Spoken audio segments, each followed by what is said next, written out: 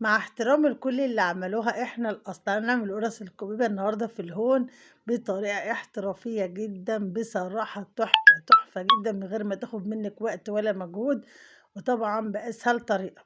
هنسمي الله ونصلي على سيدنا محمد زي ما متعودين مع بعض، علشان ربنا يبارك لنا في كل حاجة بنعملها.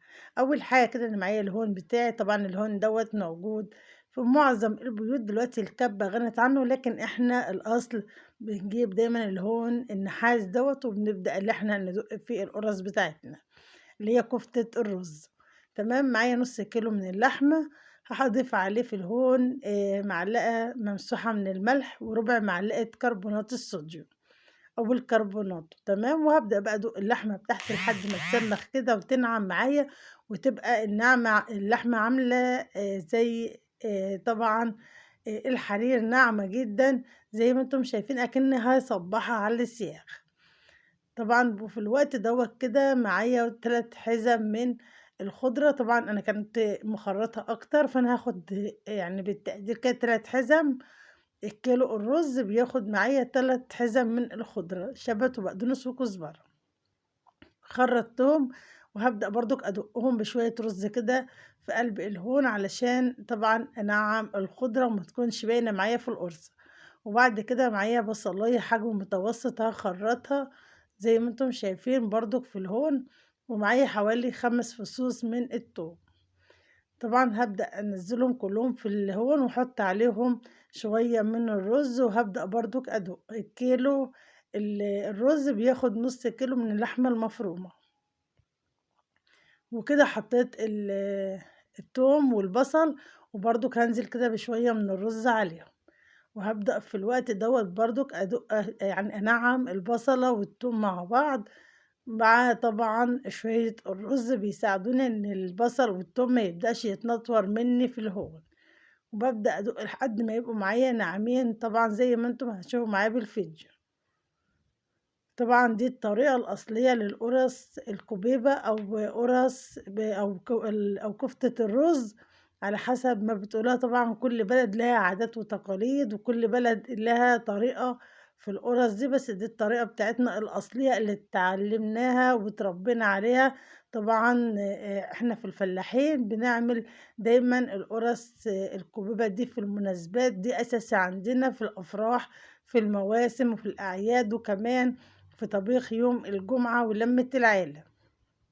بتكون يعني من الأكلات الأساسية زيها زي المحاشي، وكمان زي البشاميل، الرز المعمر. دي الأكلات الفلاحي اللي إحنا اتربينا واتعودنا عليها. كده أنا هادمج بقى اللحمة مع الرز مع الخضرة مع البصل والثوم. حطيت برضك نُص معلقة من الفلفل الأسمر، نُص معلقة من الكمون، نُص معلقة من السبع بهارات، وحطيت ربع معلقة من القرفة. القرفة بتوديها في مكان تاني خالص، وبتخليها طعمها وريحتها قلب البيت والشارع كله. طبعًا الكيلو الرز بياخد معلقة ممسوحة من الملح. تمام، إحنا حطينا الملح في الأول وإحنا بندوق اللحمة، مش هنحط تاني. وهنا كده قلّبت الكفتة في بعضها، دمجت اللحمة مع الخضرة مع البصل والتوم والبهارات، وعلى طول بانزل كده بقى في الهون. يعني باحاول أسرّع الفيديو عشان ما أطوّلش عليكم. دقّيتها وخلّيتها زي الفل زي ما أنتم شايفين. طبعًا أنا باحاول إن أنا ما أكسّرش القرص أوي وأسمّخها، يا دوبك باخلّي بس إيه، حبّاية الرز مكسّرة كده وحتّة الكفتة لامة نَفْسها. وهنا كده خلّصت الكفتة بقى وركنتها، وقُمت داخلة على القلقاس. القلقاس اليومين دول مالي السوق، ويعني الأسعار مش رخيصة، يعني هو في ناس بتبيعه ب30 وفي ناس بتبيعه ب25. دوّة أنا جايباه كده ب25 علشان هو صغير شوية، لكن القلقاس الكبير ب30 جنيه. هابدأ بقى أقطّعه معاكم زي ما أنتم شايفين، تقدروا من اللي أنتم تخرّطوه.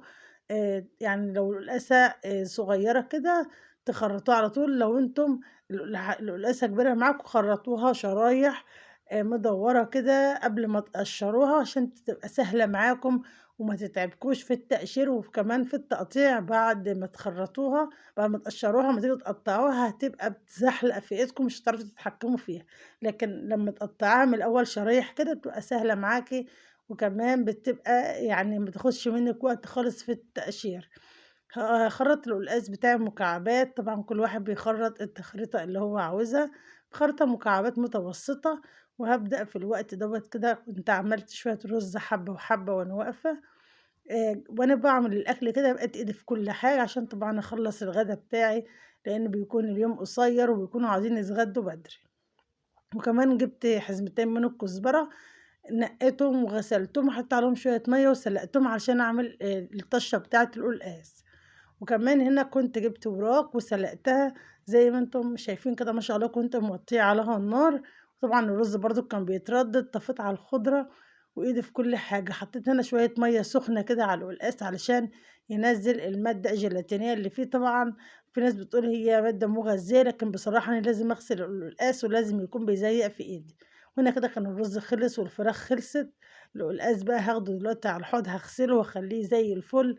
قبل ما أسلقه طبعًا بعد ما ينزّل المادة اللي فيه دي، كنت خلاص في الوقت دوّة بطّطت القُرَص، خدت شوية شوربة من بتاعة الفراخ عشان أسلق فيها القلقاس، وغسلت القلقاس لحد ما خلّيته بيزيّق معايا وزي الفل في الحوض، وحطيته في قلب شوية الشوربة يتسلق، طبعًا شوربة ما فيهاش أي حاجة غير مكعب مرقة، وضبطت الملح والفلفل بتاعها بس.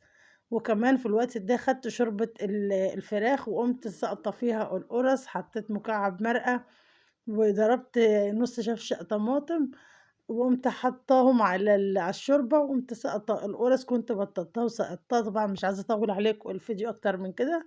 وهنا خلاص كنت ضربت كمان الخضرة في الخلاط، وحطيت عليها معلقة كبيرة من السمنة، وسِبتها لحد ما اتسبِّكت، وهانزل عليها بمعلقة كبيرة من التوم، أول ما التوم تصفر هاطُش بيها القلقاس، وهو كان كده يومنا وغدانا. القُرَص بسم الله ما شاء الله ريحتها جميلة جدًا، وطعمها كان تحفة، والقلقاس ما شاء الله مزبِّد واليومين دول بيستوي، في ناس بتقلق منه، لأ بيستوي. وهنا خلاص هانزل بمعلقة من التوم، هنا خلاص الخضرة نطرت قدامها أهيّة، يعني السمنة طلعت على وش الخضرة، هانزل بمعلقة من التوم أول ما تحمَر، هاطُش القلقاس، وكده كان يومنا خلص. أتمنى أكون ضيفة خفيفة عليكم، وأتمنى لو أول مرّة تزوروني في قناتي تنوّروني بالاشتراك في القناة، وكمان تفعّلوا الجرس على الكل علشان توصل لكم كل الإشعارات الجديدة.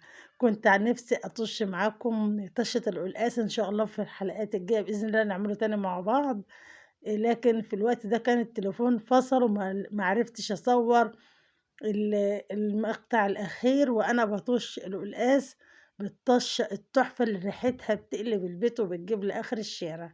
طبعًا أنا هافضل أقلِّب لحد ما التومة اللي أنا حطيتها دي تحمَر، طبعًا كل ما باقلِّب بتبدأ تتسبِّك، والتومة دي بتخلّي ريحة